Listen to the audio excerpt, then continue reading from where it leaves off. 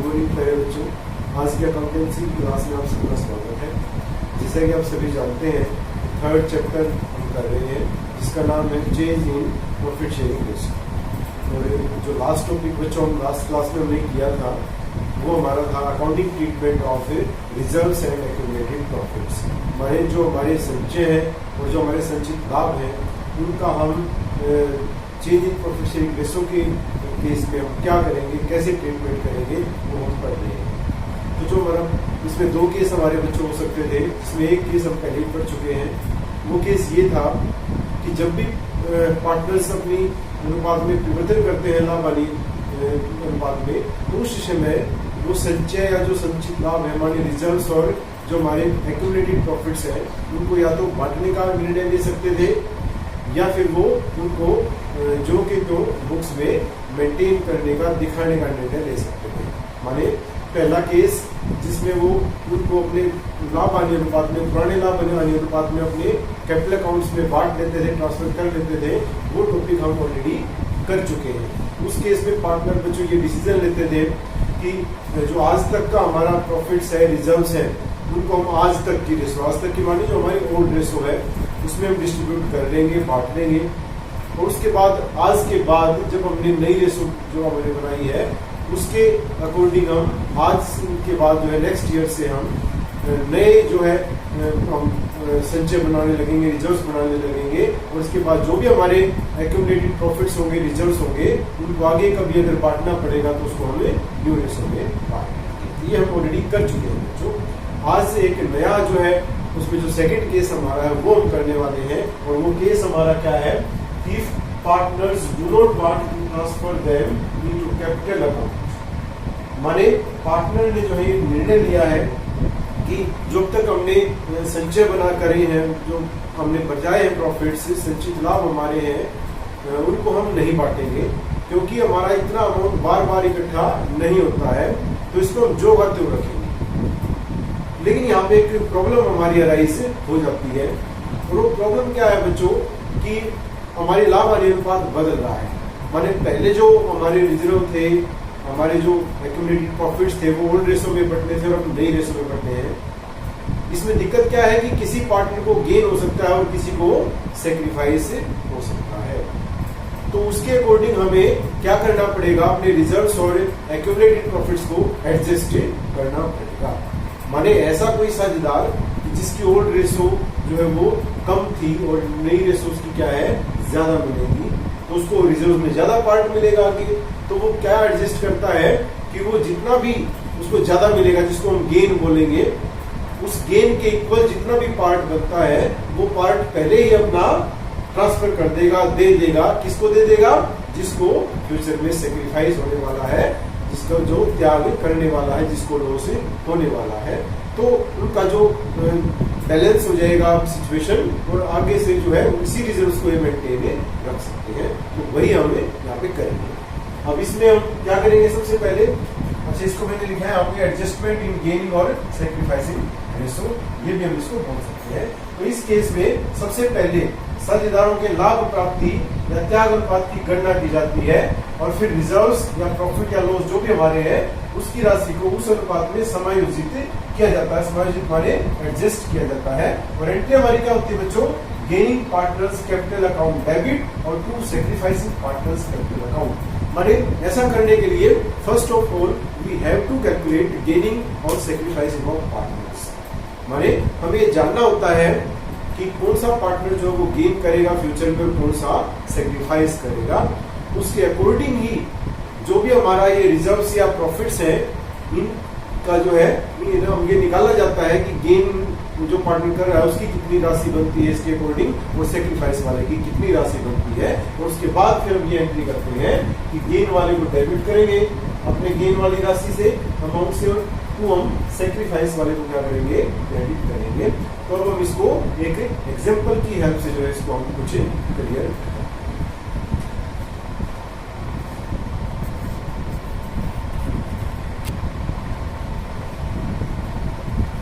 Illustration number 26 अगर हम देखें तो इसमें गिवन हमारा है ए बी पार्टनर है, रेशो है 4:3 और रेशो इनकी है क्वेश्चन में हमारे पास जनरल रिजर्व हमारे पास गिवन है 35,000 इस डेट पे, और इन्होंने क्या किया, इन्होंने एडमिट किया किसको, सेवक को as a new partner, and new ratio will be 5:3:2, ये न्यू रेशो है।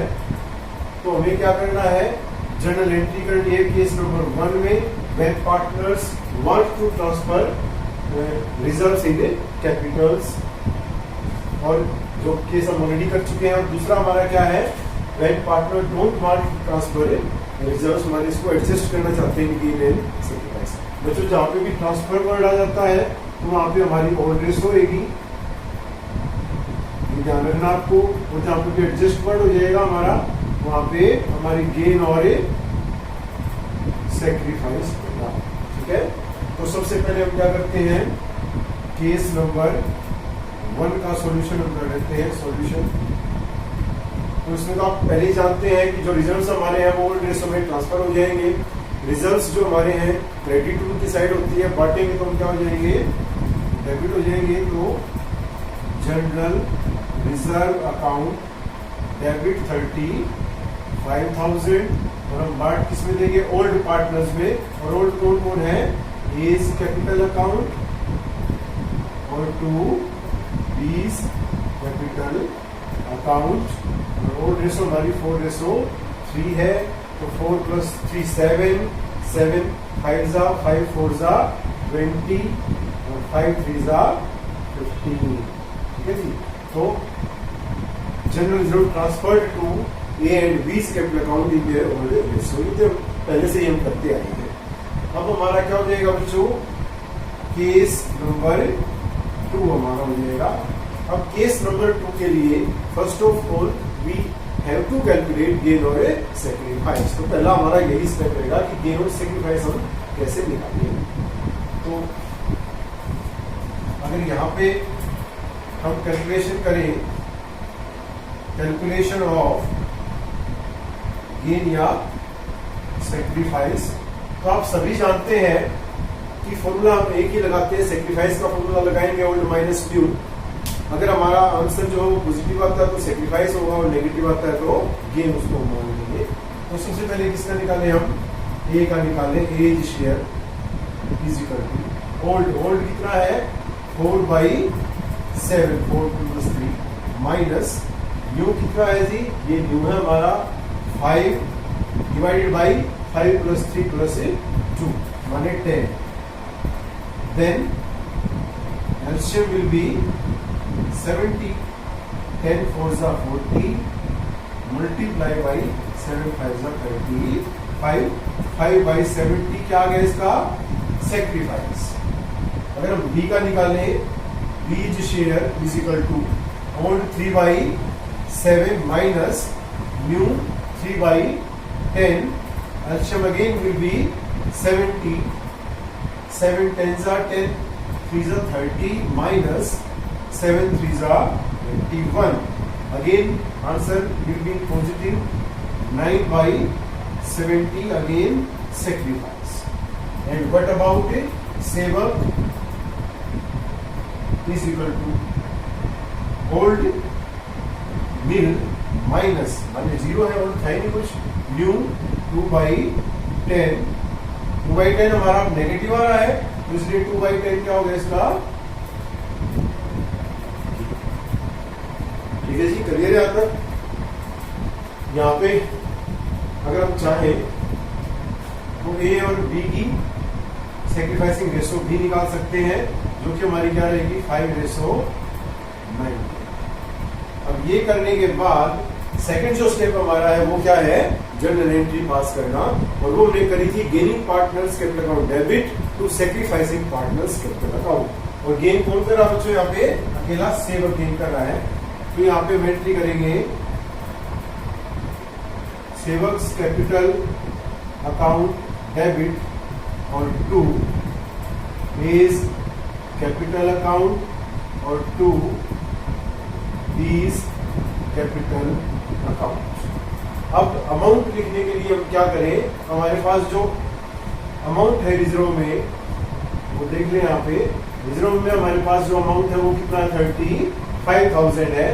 तो 35,000 में अगर हम सेवक का शेयर देखें, जो गेन का शेयर है वो कितना है 2/10, तो मल्टीप्लाई बाई 2/10 जब हम करेंगे तो 35 दूनी 70, माने 7000 जो है इसका शेयर है हमारा।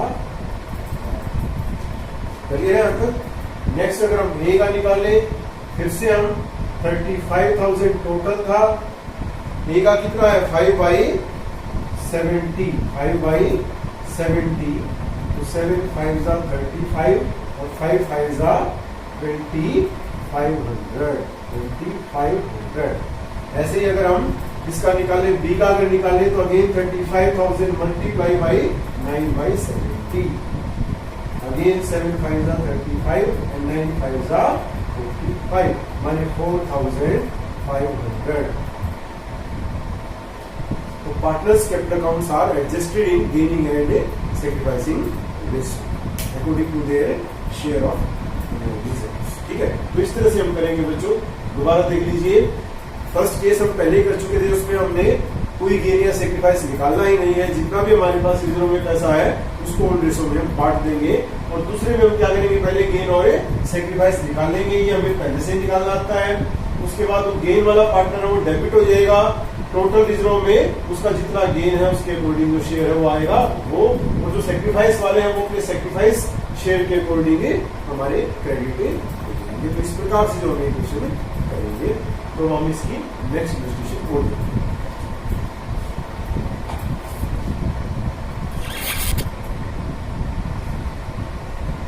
इलस्ट्रेशन नंबर 27 के बारे में अगर हम देखें तो इसमें गिवन है x, y, z 3 partners are there, their old ratio was 1:2:2। अब न्यू रेशो जो उन्होंने डिसाइड की है दैट विल बी 1:1:1। उनके पास प्रॉफिट एंड लॉस में क्रेडिट साइड में बैलेंस पड़ा हुआ है ₹1,20,000 माने प्रॉफिट्स। तो ये do not want to transfer the reserves, जब पार्टनर नहीं चाहते हैं तो क्या करना चाहते हैं, एडजस्ट करना चाहते हैं, और हमने क्या देनी है, जनरल एंट्री देनी है। तो आपको पहले ही बताया था बच्चों की जब भी एडजस्ट करना चाहेंगे तो first of all we have to calculate gain और सेक्रीफाइस। यहाँ पे अगर निकालिए एज शेयर, फॉर्मूला सेक्रीफाइस वाला लगाएंगे हम, तो 1/5, 1 + 2 + 2 minus 1/3, LCM will be 15, so 5 - 3, 5 3 are 15, 3 - 5, 2/15 negative में आता है हमारा, तो इसलिए क्या होगा हमारा गेन। उसके बाद हम निकालें y share is equal to 2/5 minus 1/3, LCM again will be 15, 5 3 are 3 2 are 6 minus 3 5 are 5, 1/15। ये हमारा पॉजिटिव में आया है, इसलिए क्या होगा हमारा sacrifice. Then z share is equal to 2/5 minus 1/3, again 15 LCM 6 minus 5, 1/15 sacrifice.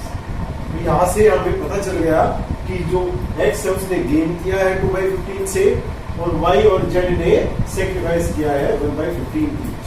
अब हम एंट्री करेंगे, हमें पता है gaining partner will be debited, माने x capital account debit to y's capital account to z's capital account. अब यहाँ पे हम क्या करेंगे, अमाउंट जब हम लिखेंगे तो हमें कैलकुलेट करना पड़ेगा टोटल जो अमाउंट हमारा प्रॉफिट्स में है वो कितना है, ₹1,20,000 मल्टीप्लाई बाई, अब x गेन कर रहा है कितने से, 2/15, 2/15 हम करेंगे, तो यहाँ पे इसको हमें काटेंगे तो कितने में चलेगा हमारा 15 8 जा 15 8 120, उसके बाद 0 0 0 8 दूनी 16, हमें 16,000 से x क्या हो जाएगा हमारा डेबिट हो जाएगा। उसके बाद y को अगर हम देखें तो 1,20,000 multiply by 1/15 means 8,000। Again z also 1,20,000 multiply by 1/15 means again amount will be 8,000. So partners amount of profit and loss adjusted in gaining sacrificing ratio.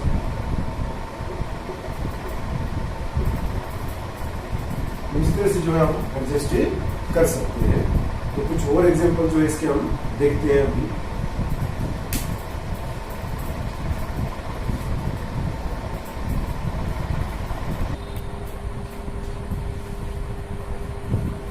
Illustration number 28 को अगर हम देखें तो 28 में हमारे पास गिवन है 3 partners are there a B and c, old ratio 2:3:4, new ratio उन्होंने change कर दी 4:3:2।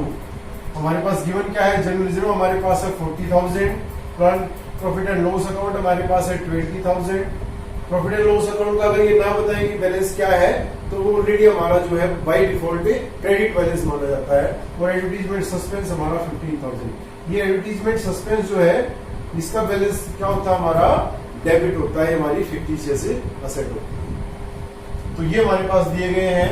तो रिक्वायर्ड क्या है, सिंगल जर्नल एंट्री करनी है। अब आइटम तो 3 है हमारी, सिंगल एंट्री करनी है, इसका मतलब तीनों को मिला देना हमने।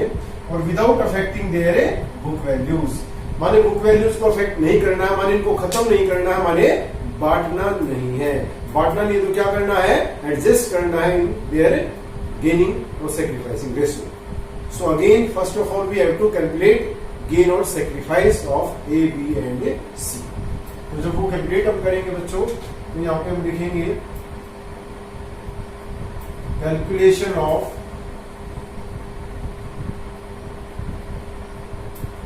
गेनिंग और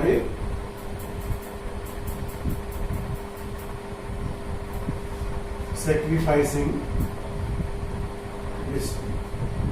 अब अगर हम निकालें ए का तो a's share is equal to old 2/2 + 3 5 + 4 9 minus 4/9 means LCM will be 9.